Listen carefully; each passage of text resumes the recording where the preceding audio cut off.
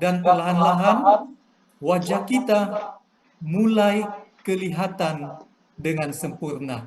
Nah, saudara-saudari, nah itulah sepertinya hukum Tuhan itu seperti cermin. Hukum 10 bukan sekadar daftar peraturan, tetapi cermin yang memperlihatkan siapa Allah dan siapa kita sebenarnya.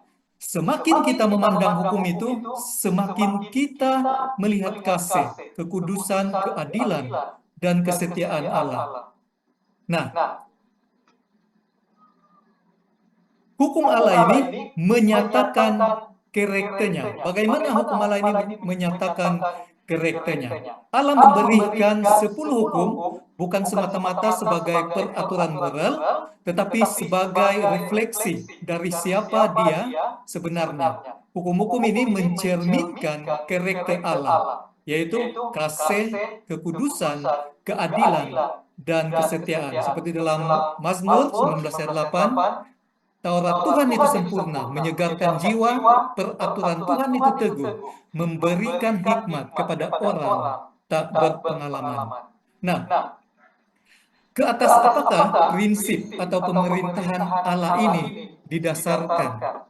Nah, di dalam Mazmur 89 ayat 15 berbunyi, keadilan dan hukum adalah tumpuan takhtamu, kasih dan kesetiaan berjalan di depanmu. Ini menunjukkan bahwa hukum adalah dasar pemerintahan Allah. Ia bukan sistem paksaan, tetapi berdasarkan kasih dan kebenaran. Nah, Tuhan itu bukan Tuhan yang suka akan kekacauan. Nah, kita lihat bagaimana hukum Allah adalah dasar kepada pemerintahan syurga. Di dalam 1 Korintus 14 ayat 38, sebab Allah tidak mengkehendaki kekacauan.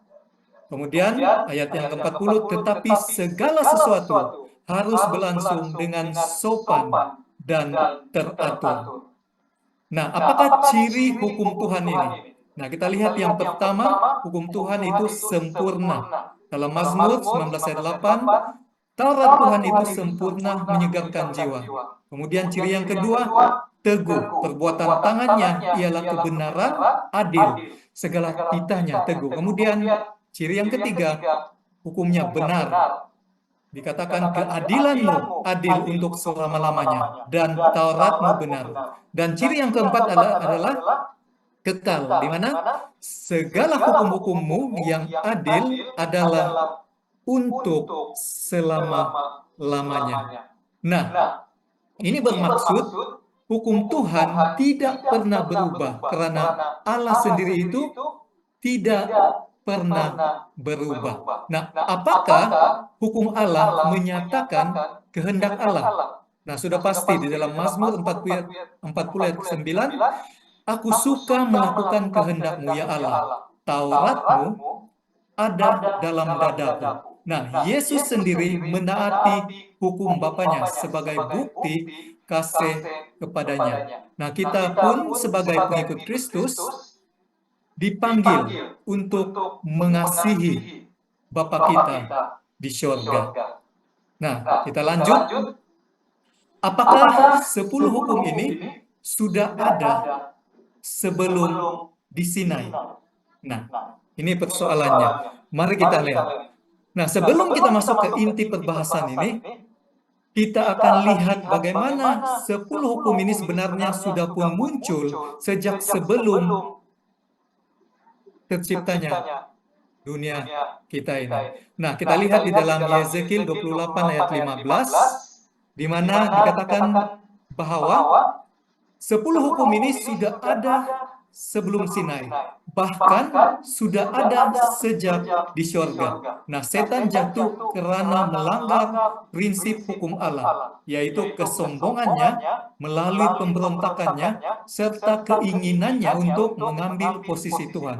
Nah, semua ini adalah melanggar hukum kasih yang menjadi dasar kepada kerajaan syurga. Nah, kemudian kita lihat bagaimana cerita Kain dan juga Habil, yaitu ini adalah bagaimana manusia itu jatuh kepada pelanggaran dosa. Dan sudah pasti ini adalah hukum yang sebelum Musa menerima hukum itu sendiri. Nah, kemudian kita lihat bagaimana Yusuf dalam Kejadian 39 ayat 9, yang mana Yusuf tahu bahwa perzinahan itu adalah dosa. Nah, Yusuf menolak perzinahan karena ia tahu dosa di hadapan Allah. Nah, kemudian kita lihat bagaimana Abraham juga sendiri mentaati firman Tuhan dan juga ketetapan Tuhan. Ini kita boleh lihat di dalam Kejadian 26 ayat yang kelima. Nah, kita lihat bagaimana peristiwa di Gunung Sinai, pertemuan dengan Allah yang kudus. Kita lihat secara ringkas ketika Tuhan turun ke Gunung Sinai, suasana yang terjadi sangat luar biasa dan penuh kekudusan. Kita perhatikan dalam Keluaran 19 ayat ke-16 dan 19, dikatakan bahwa pada hari ketiga, pada pagi tiba. Datanglah guru dan kilat, awan tebal di atas gunung dan bunyi sangkakala yang sangat keras, sehingga gementarlah seluruh bangsa yang ada di perkemahan itu. Seluruh gunung Sinai berasap karena Tuhan turun ke atasnya.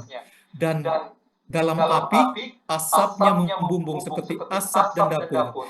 Dan seluruh gunung itu gementar sangat. Nah, saudara-saudari, ini bukan sekadar sebuah pertunjukan kekuatan, tetapi ini merupakan sebuah manifestasi daripada kekudusan Tuhan. Allah tidak main-main pada ketika menyatakan dirinya. Dia tidak datang dalam kelembutan bayi seperti di Bethlehem, tetapi dalam api, gempa, dan juga suara yang mengguncang hati. Nah, kenapa dikatakan menakutkan? Karena di dalam Ibrani 12 ayat 29 menyatakan secara jelas, Allah kita adalah api yang menghanguskan.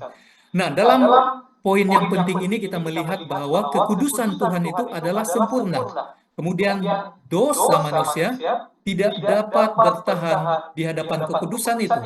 Kemudian karena itu manusia menjauh, gementar, bahkan berkata kepada Musa, "Jangan biarkan Allah berbicara langsung kepada kami." Nah, kita boleh melihat Tuhan itu adalah kudus dan agung. Manusia tidak bisa mendekati. Dosa menyebabkan jarak antara manusia dengan Tuhan. Kemudian kita melihat 10 hukum itu diberikan di tengah kekudusan yang menunjukkan bahwa standar kesucian Tuhan. Yang kedua, betapa jauhnya manusia itu jatuh ke dalam dosa, dan bahwa hanya dengan pertobatan dan kasih karunia kita bisa kembali kepada Tuhan. Nah, kalau begitu, apa yang kita bisa pelajari daripada Tuhan peristiwa di Sinai? Nah, dari peristiwa di Gunung Sinai ini kita mengenal Tuhan sebagai Tuhan yang suci dan dahsyat, Tuhan yang adil dan penuh kasih, Tuhan yang pribadinya ingin dikenal umatnya secara langsung, dan Tuhan yang tegas terhadap dosa, tetapi penuh dengan belas kasihan. Nah, hukum 10 ini bukanlah sebagai beban, tetapi sebagai jalan kepada kebebasan. Di dalam Mazmur 119 ayat 45 menyatakan, "Aku hendak hidup dalam kebebasan, sebab aku mencari cita-citamu." Inilah kata-kata daripada Daud itu sendiri. Nah, selanjutnya kita lihat poin seterusnya adalah Tuhan menulis hukum dengan tangannya sendiri. Ini kita boleh lihat bagaimana di dalam Keluaran 31 ayat yang ke-8. Mengesankan dalam peristiwa di Gunung Sinai adalah bagaimana Allah menulis hukumnya dengan tangannya sendiri. Nah, dikatakan di dalam Keluaran 31 ayat yang ke-18, setelah Allah selesai berbicara dengan Musa di Gunung Sinai, ia memberikan kepadanya 2 loh batu, loh yang terukir dengan jari Allah. Allah sendiri menuliskan hukumnya. Ini adalah hal yang luar biasa. Tidak ada perintah yang lebih tinggi dari ini. Dan tidak ada bukti yang lebih kuat tentang keabadian dan otoritas bahwa hukum Allah daripada kenyataan bahwa Allah sendiri yang menulisnya. Nah, hukum ini bukan berasal daripada pikiran manusia, tetapi secara langsung daripada Tuhan yang Maha Tinggi. Tangan Allah yang menuliskan 10 hukum ini menunjukkan bahwa hukumnya kudus, tidak dapat diganggu-gugat, dan juga kekal. Nah, inilah pernyataan daripada otoritas kasih Tuhan secara langsung kepada umatnya. Nah, mari kita lihat hukum 10 secara detailnya. Apakah 10 isinya ini? Nah, sudah pasti kita mengenal dengan jelas 10 hukum ini. Secara ringkasnya adalah, yang pertama, jangan ada padamu Allah lain di hadapanku. Yang kedua, jangan membuat patung dan sujud menyembah kepadanya. Yang ketiga, jangan menyebut nama Tuhan Allahmu dengan sembarangan. Yang keempat, ingatlah dan kuduskanlah hari Sabat. Yang kelima, hormatilah ayahmu dan ibumu. Kemudian, yang keenam, jangan membunuh. Perintah yang ketujuh, jangan berzina. Yang kedelapan, jangan mencuri. Kesembilan, jangan mengucapkan saksi dusta. Dan yang kesepuluh, jangan mengingini. Nah, hukum ini tidak hanya berbicara tentang tindakan luar, tetapi ini juga tentang sikap hati kita sendiri. Nah, Yesus di dalam Matius 5 menegaskan bahwa membenci sama dengan membunuh, dan memandang dengan nafsu sama dengan berzina. Nah, secara jelasnya, hukum ini sendiri adalah pernyataan tentang kasih Tuhan itu kepada kita. Nah, apakah inti daripada hukum ini? Seperti yang saya perkatakan tadi, inti daripada 10 hukum ini adalah kasih. Pada ketika Yesus ditanya tentang hukum yang terbesar, dia menjawab, kasihilah Tuhan Allahmu dan kasihilah sesamamu. Ini kita boleh lihat di dalam Mazmur 22 ayat yang ke-37 sehingga 40. Dan kita melihat 10 hukum ini dibahagi dua, yang mana hukum pertama sehingga keempat adalah pernyataan kasih Allah itu sendiri. Dan hukum yang kelima sehingga ke-10 adalah kasih manusia itu sesama kita. Seperti mana perintah Yesus kepada kita, kasihilah Tuhan Allahmu dan kasihilah sesamamu. Jadi inti hukum adalah kasih. Kasih bukan sekadar perasaan, tapi tindakan nyata menurut kehendak Allah. Nah, mari kita lihat apakah fungsi hukum Allah itu. Beberapa orang percaya bahwa fungsi Allah itu adalah gambaran ataupun peraturan yang kita harus patuhi. Tetapi kita melihat hukum Allah ini sendiri adalah berfungsi, seperti yang saya katakan, sebagai cerminan yang menunjukkan keberdosaan kita, seperti mana yang dikatakan di dalam Roma 3 ayat 20. Kemudian hukum Allah juga berfungsi sebagai penuntun yang membimbing kita ke arah kehidupan yang benar. Kemudian hukum Allah ini juga berfungsi sebagai pelindung yang membatasi kejahatan dan menjaga harmoni sosial. Nah, tetapi hukum ini sendiri tidak menyelamatkan. Kita diselamatkan oleh anugerah melalui iman kita kepada Yesus Kristus. Efesus 2 ayat 8. Namun, orang yang diselamatkan akan menghormati hukum sebagai wujud kasih kepada Allah. Seperti yang tertulis di dalam Yohanes 14 ayat 15. Jikalau kamu mengasihi aku, kamu akan menuruti segala perintahku. Nah, kita lanjut. Apakah hukum 10 ini sudah dibatalkan oleh salib? Ya, mari kita lihat. Nah, beberapa orang percaya bahwa kematian Yesus itu menghapuskan hukum. Tetapi apa kata Alkitab itu sendiri?